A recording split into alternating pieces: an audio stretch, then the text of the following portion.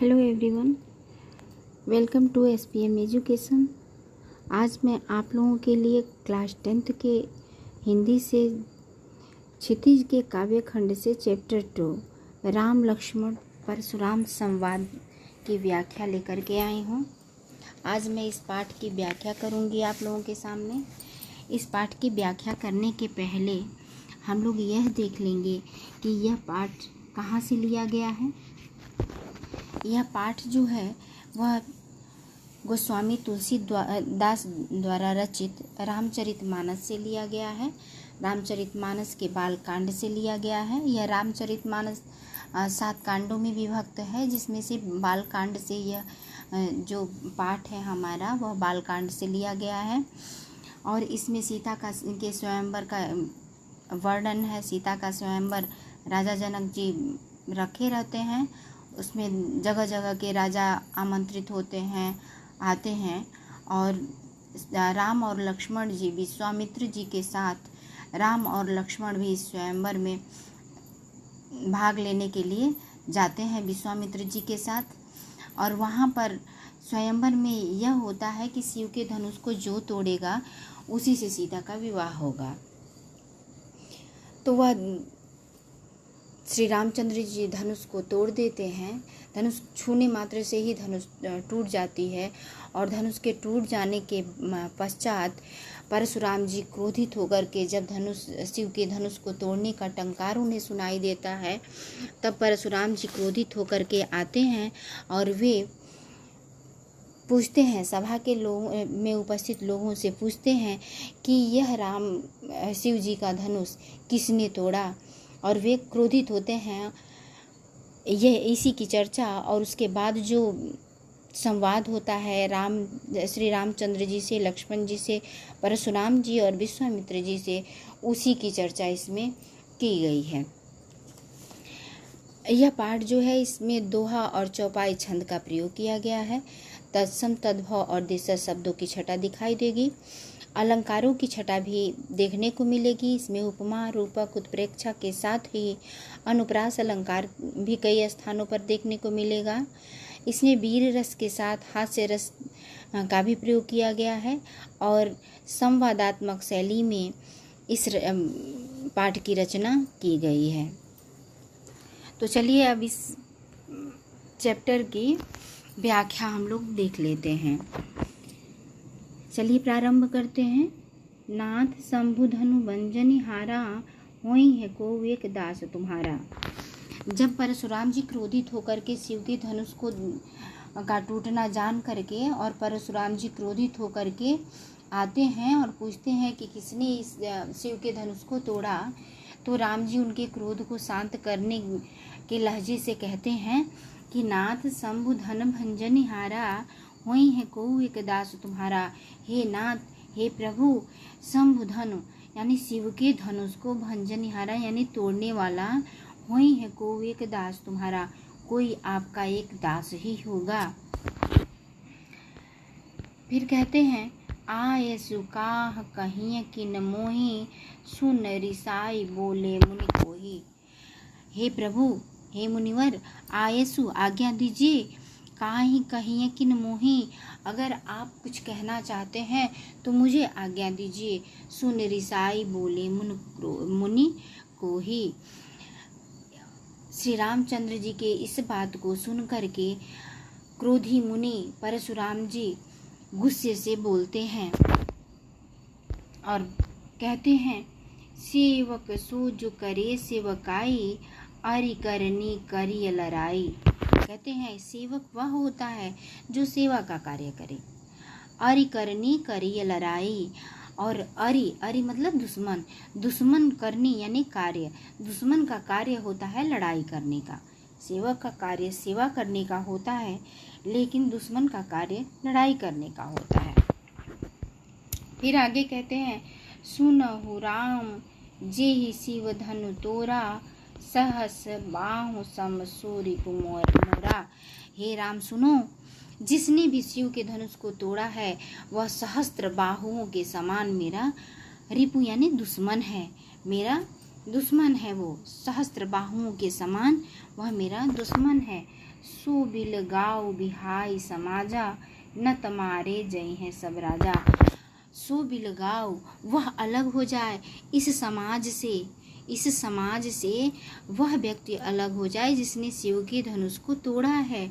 न तो मारे जय हैं सब राजा, नहीं तो सारे राजा मारे जाएंगे। फिर आगे कहते हैं, सुनी मुनि वचन लखन मुस्काने, बोले परसु धरहि अवमानी। सुनी मुनि वचन लखन मुस्काने, मुनि के इस वचन को सुनकर के लक्ष्मण जी मुस्कुराने लगते हैं। मुनि के इस वचन को सुन करके कुपित क्रोधित मुनि के इस वचन को सुन करके लक्ष्मण जी मुस्कुराने लगते हैं। और लक्ष्मण जी कहते हैं, बोले परसु धरहि अवमाने, और उनके फरसे को देख करके वे बोलते हैं, उनके फरसे को देख करके वे बोलते हैं, लक्ष्मण जी बोलते हैं कि बहु धनु ही तोरी लड़काई, बहु धनु ही तोरी लड़काई, कबहु न ऋषि किन्ही गुसाई। हमने बचपन में बहुत सारी धनुइयाँ तोड़ी है, बहुत सारे धनुष को तोड़ दिया है, लेकिन कबहु न ऋषि किन्ही गुसाई, लेकिन हे गोसाई, हे ब्राह्मण देव, आपने कभी भी इस प्रकार से क्रोध नहीं किया है।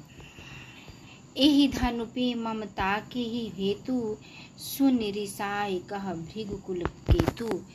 यही धनु पर ममता के हेतु, इस धनुष पे आपकी ममता का कारण क्या है, आपके इतना मोह का कारण क्या है इस धनुष पर।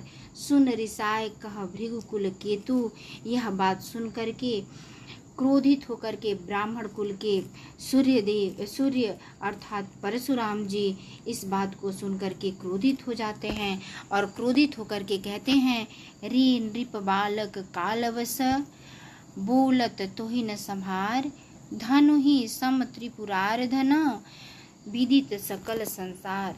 हे नृप बालक काल वश, हे राजा का पुत्र, तू काल के वश में है। बोलत तो ही न संभार, तू संभाल करके नहीं बोल रहा है।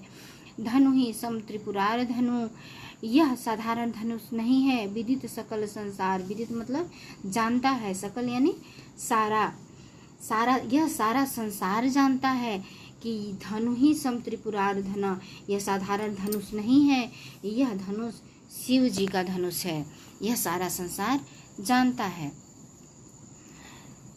फिर लखन कहाँ हंसी हमरे जाना, सुनहु देव सब धनुष समाना।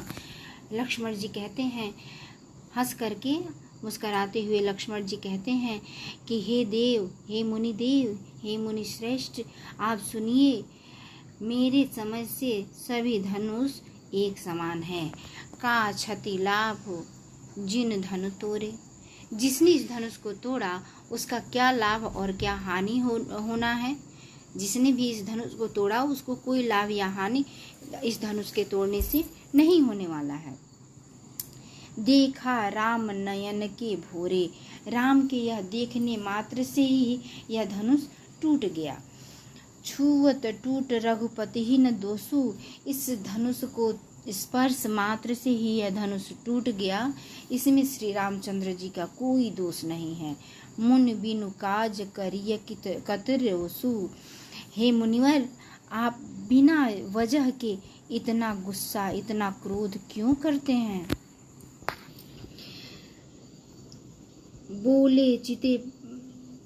बोले चिते परसु की ओरा, रे सठ सुने सुभाव न मोरा।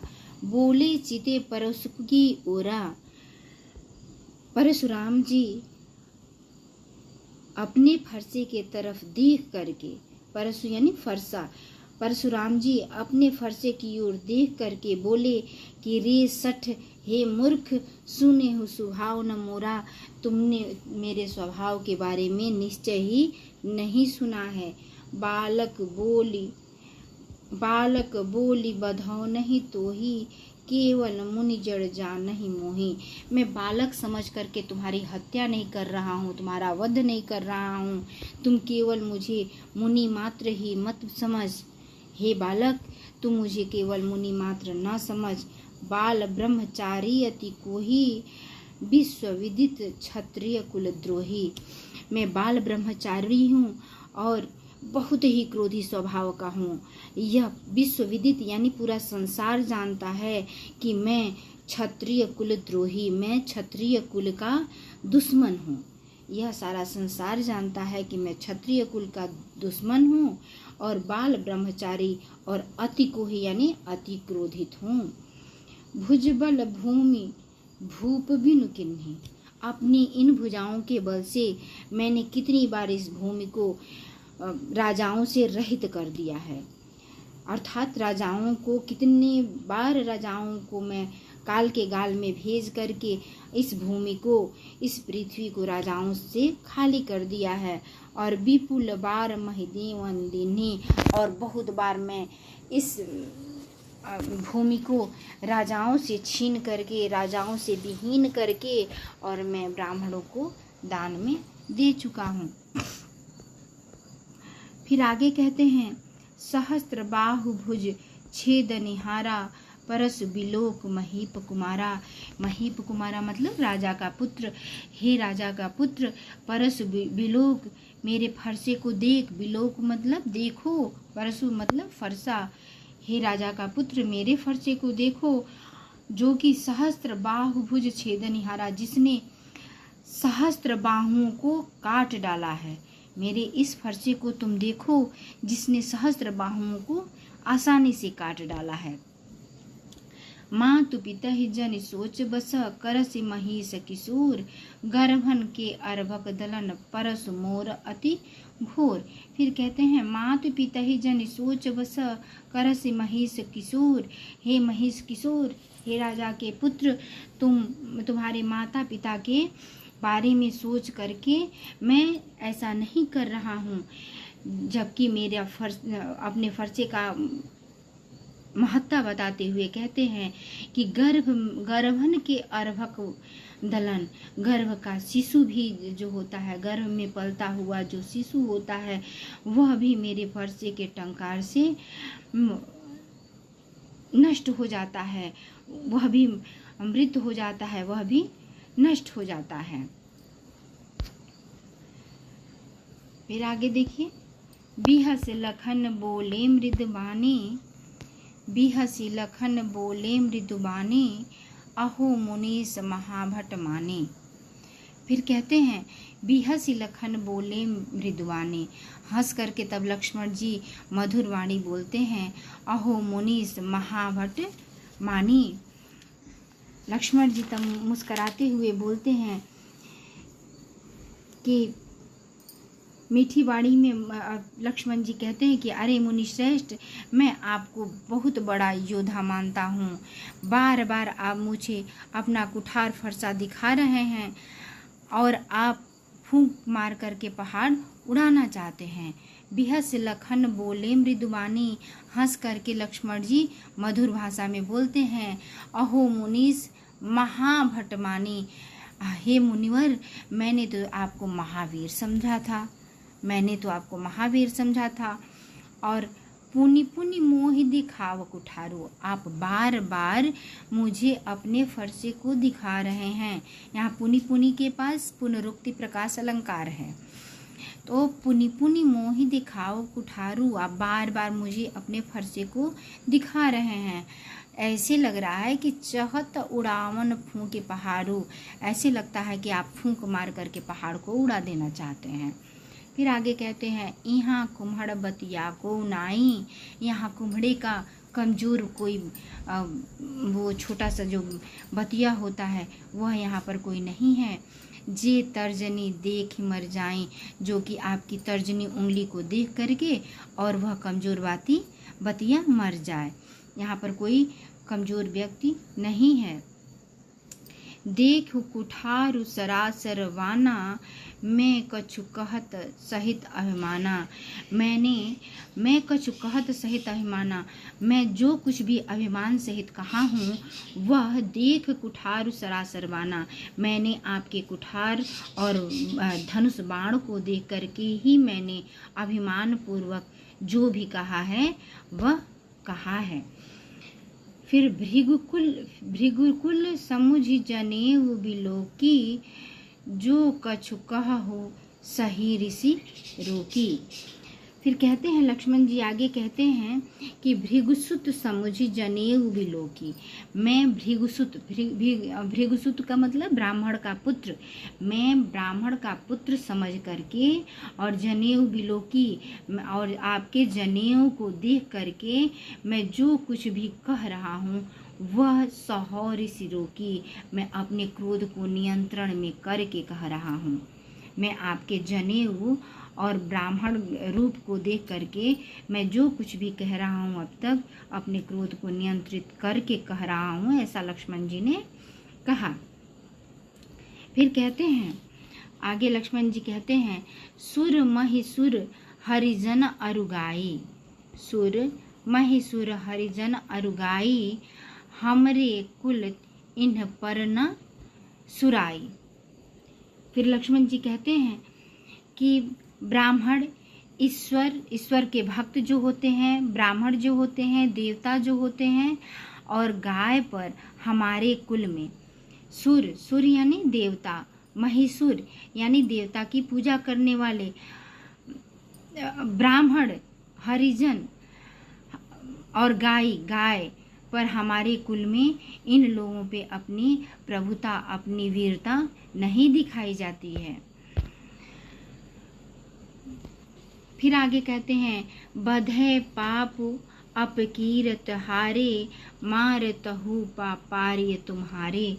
फिर कहते हैं, बधे पाप अपकीरित हारे, इन लोगों के वध करने पर जो ब्राह्मण हो, देवता हो, ब्राह्मण हो और ईश्वर के जो भक्त होते हैं, जो प्रभु की आराधना करने वाले उनके भक्त होते हैं, और गाय पर हमारे कुल में प्रभुताई इसलिए नहीं दिखाई जाती है क्योंकि इससे अपकीर्त होती है, इससे कृति का अपने हनन होता है। मार तहु पारी तुम्हारे, मैं नहीं तो आपको अभी तक मार करके पार पा लिया होता। फिर आगे कहते हैं, कोटि कुलिस सम वचन तुम्हारा, कोटि कुलिस सम वचन तुम्हारा, व्यर्थ धरहु धनुबान कुठारा। आपका वचन जो है हे मुनिवर, आपका वचन जो है वह कोटि कुलिस कई प्रकार के जो कठोर कुल्हाड़ी है उससे भी ज़्यादा कठोर आपका यह वचन है। आप तो व्यर्थ में इस धनुष और कुठार को का भार सहन कर रहे हैं, इस धनुष और कुठार को आप बेवजह उठा करके चल रहे हैं, क्योंकि कोटि कुलिस आपका करोड़ों कुठार के समान तो आपका वचन है। जो भी लोग अनुचित कहु क्षम हो महामुनि धीर, मुनि सरोस भृगुवंश मणि, बोले गिरा गंभीर। फिर आगे कहते हैं कि हे धैर्य वाले मुनि श्रेष्ठ, यदि मैंने इसमें कुछ अनुचित कहा हो तो क्षमा करें। इसे सुनकर के क्रोधपूर्वक भृगुवंश के मणि स्वरूप परशुराम जी अत्यंत गंभीरता पूर्वक बोलते हैं। कौशिक सुनहु मंद एहि बालक, कौशिक सुनहु मंद एहि बालक, कुटिल काल बस निज कुल घालक। कहते हैं कौशिक सुनहु, हे विश्वामित्र जी, कौशिक यहाँ पर विश्वामित्र जी को कहा गया है। कौशिक सुनहु मंद एहि बालक, हे विश्वामित्र जी यह बात सुनो कि यह बालक निश्चय ही मंद बुद्धि का बालक है, और कुटिल काल बस निज कुल घालक, और कुटिल काल के वश में है और अपने कुल का के साथ घात करने वाला यह है। भानुवंश राकेश कलंको, भानुवंश राकेश कलंको, यह सूर्य वंश में जन्म लेने वाला सूर्य निश्चय ही कलंक है, अपने सूर्य वंश पर कलंक है। निपट निरंकुश अबुध असंकु, और यह निपट निरंकुश, यह निरंकुश बालक है, यह निहायत ही निरंकुश बालक है और अबोध है और शंकाओं से रहित है, सारे दुविधाओं से रहित है। फिर आगे कहते हैं काल कवल होई छन माही, काल कवल होई छन माही। क्षण मात्र में यह बालक काल के गाल में समाने वाला है, काल के वश में होने वाला है। कहो पुकार खोर मोहि नाहि, मैं पुकार करके सभी से कह रहा हूँ, सभा में उपस्थित सभी लोगों से कह रहा हूँ, कोई बाद में मुझे खोर मोहि नाहि, कोई बाद में मुझे दोष मत देगा, कोई बाद में मुझे दोष मत देगा। तुम हट कहूँ जो चाह उबारा, तुम हट कहूँ जो चाह उबारा। कहो पुकार कही प्रताप बल रोसु हमारा।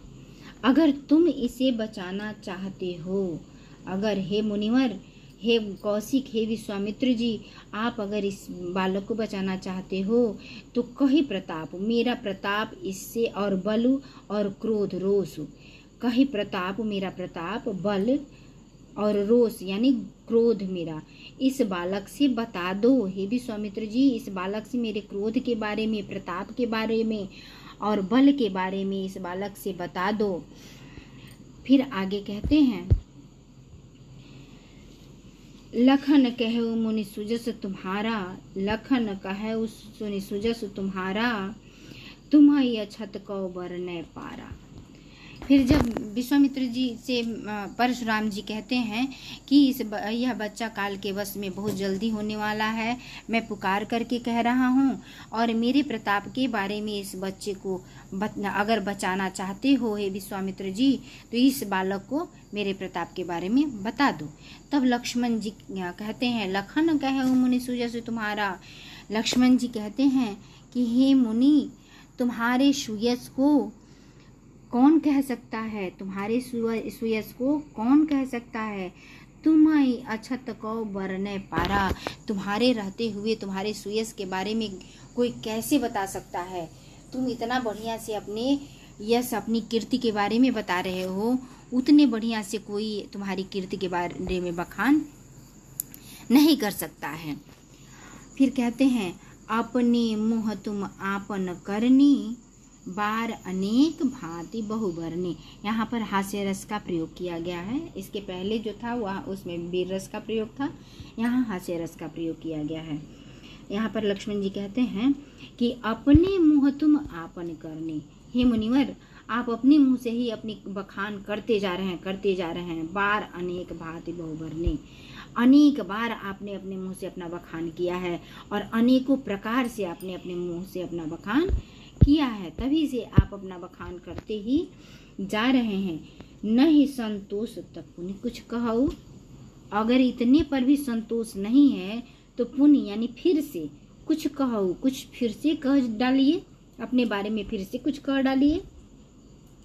जन ऋष रोक दुसह दुख सहु, अपने क्रोध को, जन ऋष यानी ऋषि मतलब क्रोध, अपने क्रोध को मत रोकिए, अपने क्रोध को रोक करके इतने बड़े दुख को मत सहन कीजिए।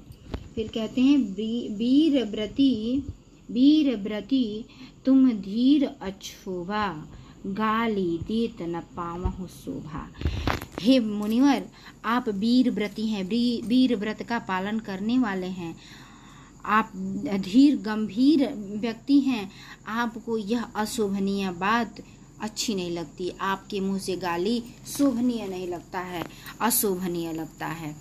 फिर आगे कहते हैं, सुर समर करनी करही, कहीं न जनावही आप। जो सुर होते हैं यानी जो वीर पुरुष होते हैं, वे समर मतलब युद्ध भूमि में वीर पुरुष अपने कर्तव्य को, अपनी वीरता को दिखाते हैं, अपनी वीरता को वीर पुरुष युद्ध भूमि में दिखाते हैं। करनी कहीं न जनावही आप, अपने मुंह से अपना बखान करके किसी को नहीं जनाते हैं। जो वीर पुरुष होते हैं वो युद्ध भूमि में अपनी करनी करके दिखाते हैं, न कि मुंह से अपना बखान करके दिखाते हैं। विद्यमान रन पाए रिपु, कायर कथई प्रताप। फिर लक्ष्मण जी कहते हैं कि अपने रिपु यानी दुश्मन को अपनी रण भूमि में प्राप्त करके भी, देख करके भी कायर लोग जो होते हैं वे अपने मुंह से अपने प्रताप के बारे में वर्णन करते हैं।